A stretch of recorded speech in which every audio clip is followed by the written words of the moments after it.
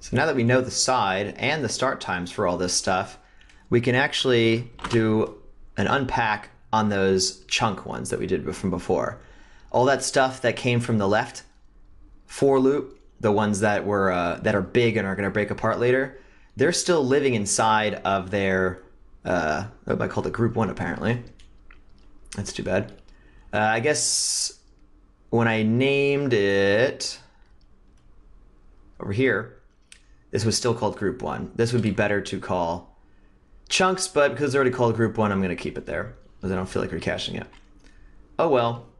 So we'll say group 1 can now unpack itself.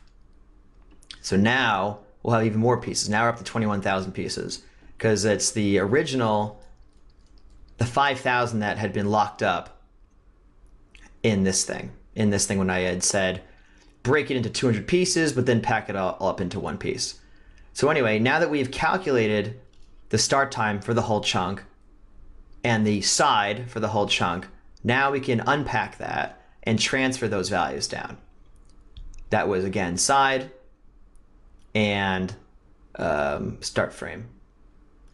Nothing else really matters there. Cool. So we've got all that.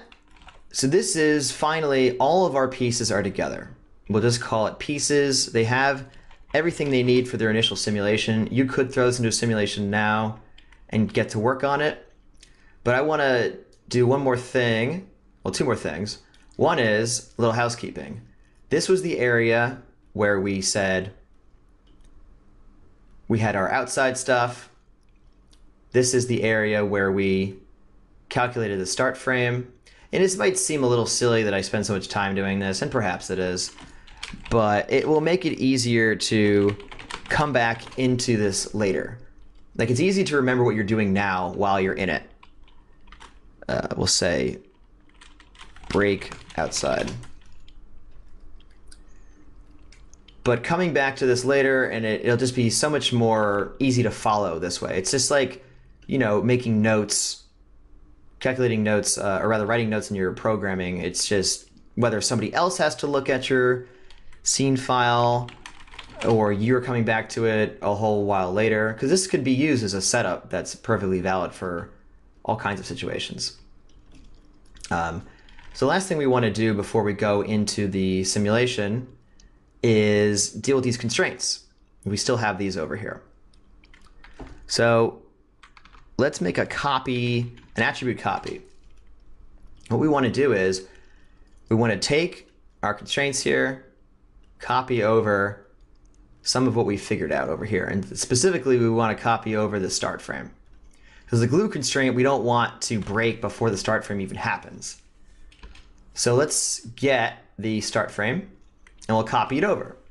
Now, it's not enough to just do a straight copy over like this, because right now, this is a bunch of polygon lines and points. There's 5,521 points.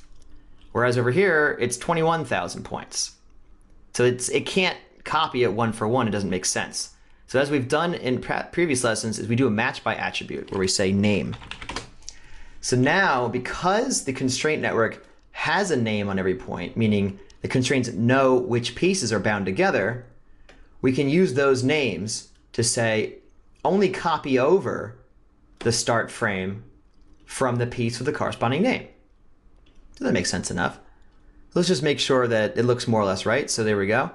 And it looks how we expect, where all of piece 1 has the same start frame. See that? Piece 1 sub blah blah. And this is what I mean by it's good for debugging.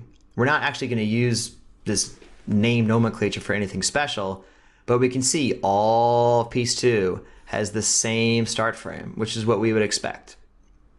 And that's exactly what we want.